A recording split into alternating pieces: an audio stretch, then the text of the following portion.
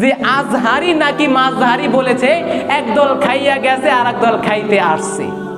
এবার আপনারা বলেন, দল কি বাংলাদেশে আওয়ামী লীগের বিএনপি আছে না এছাড়া আরো দল আছে? রাজনৈতিক দল আছে না নাই? কথা বলেন, আছে না নাই? আছে।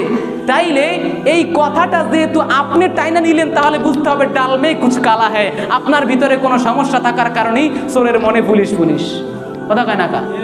আপনার ভিতরে কিছু সমস্যা আছে বিদায় আপনি একজন আলেমের একটা কথাকে, আপনি খারাপ কথাকে আপনি তাই না আপনার দিকে নিয়েছেন, আর মানে আপনার ভিতরে সমস্যা আছে, না তো আপনি নিতেন না।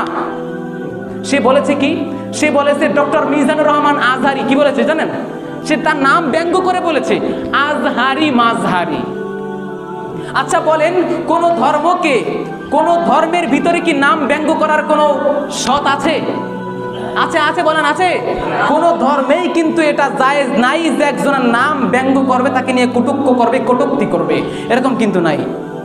আচ্ছা এবার আপনি একজন আলেম, মুসলমান, মুসলমানের ভাই। কি বলেন? মুসলমান, মুসলমানের ভাই। আপনি মুসলমান, আপনি তার ভাই, আপনার ভাই সে, আপনার তো উচিত ছিল আপনার সঠিকভাবে সুন্দরভাবে কথাগুলো বলার। কি বলেন? উচিত ছিল কি ছিল না? ছিল। কিন্তু আপনি শুধু ভাই না, সে বড় একজন যোগ্যশীল একজন ব্যক্তি। সারা পৃথিবীর বুকে আল্লামা দেলাওয়ার হোসাইন সাইদি যেরকম একজন জনপ্রিয় লোক ছিল, ওই রকম জনপ্রিয় এখন সব থেকে যদি আমরা ধরতে চাই, তাহলে সেটা হলো ডক্টর মিজানুর রহমান আজহারি। কথা বলেন না কেন? আমার কথা কি বেঠিক বলতেছি কোনো কিছু?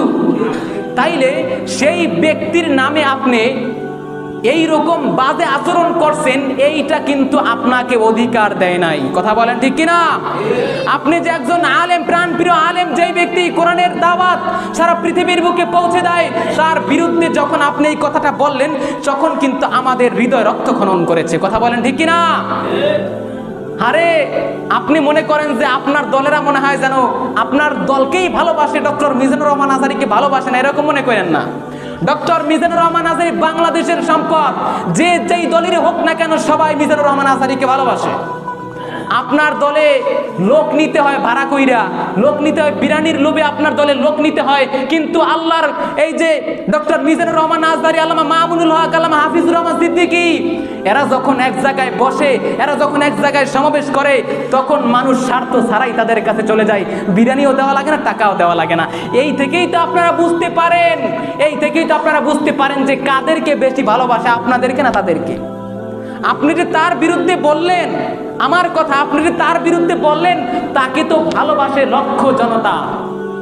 আচ্ছা বলেন, আমি একজনকে ভালোবাসি, এখন আমার ভালোবাসার মানুষকে যদি আপনি আঘাত করেন, তাহলে আপনাকে আমি আঘাত করবো কি করবো না?